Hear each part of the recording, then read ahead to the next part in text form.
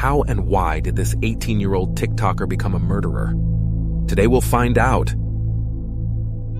At the age of 16, Zachary, after experiencing the loss of his mother, he moved to his grandparents' house in Vineland, New Jersey. Throughout his teenage years, Zachary had gained a reputation for causing significant trouble and had multiple assault incidents on his criminal record. Even after moving in with his grandparents, his behavior remained unchanged. Similar to many other 16-year-olds, Zachary actively shared his life on social media, initially posting about his car passion and sharing the cars he owned. As Zachary moved in the neighborhood, he started to make a lot of enemies due to his reckless driving and antisocial behavior. William Durham, a 51-year-old corrections officer and Zachary's neighbor, was particularly bothered by Zachary's behavior, which included revving his engine and driving irresponsibly at high speeds in the small neighborhood. Before Zachary's arrival, the neighborhood had been peaceful. Therefore, William spoke with Zachary's grandparents about his concerns and attempted to address the issue. Zachary was asked to apologize to the Durham family, which he did, but his behavior did not change. Tensions between the families grew, leading to heated arguments over the next 2 years. At the age of 18, Zachary married a woman named Sarah and got into the army. In April 2020, he had a significant confrontation with Catherine, William's wife, about his reckless driving in their local neighborhood, and Zachary decided to film the exchange with Catherine, posting the video on his TikTok while mocking the woman. The video went viral and got over 3 million views. As Zachary's followers increased, they began to actively support and encourage his behavior, and inviting him to pursue illegal activities, such as deliberately damaging the woman's tires in order to continue the arguments and creating more content.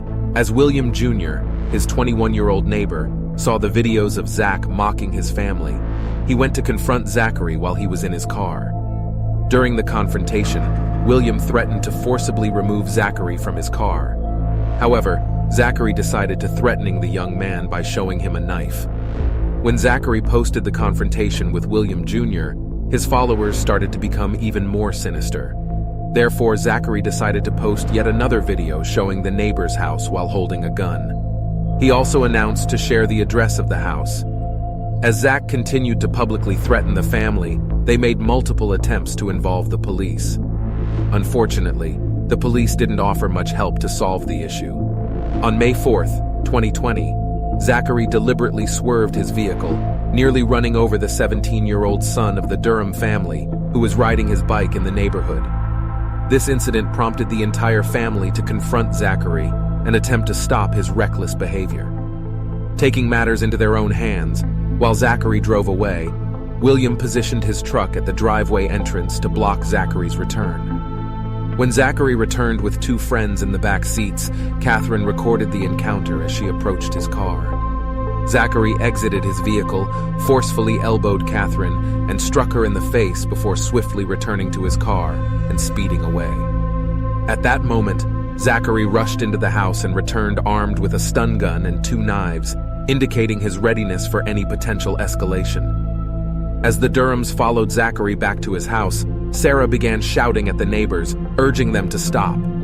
Amidst the chaotic situation, the neighbors arrived and an intense confrontation followed, marked by screams, arguments, and physical altercations. Disturbingly, Zachary used both his knives and gun to assault the family.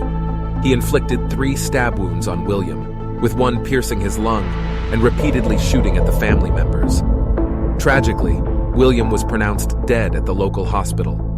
Meanwhile, Zachary was arrested, charged with second-degree reckless manslaughter, aggravated assault, and weapons offenses.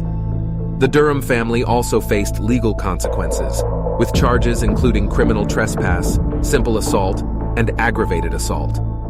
While public threats against the family were indeed posted, it was contended that Zachary's actions were in self-defense.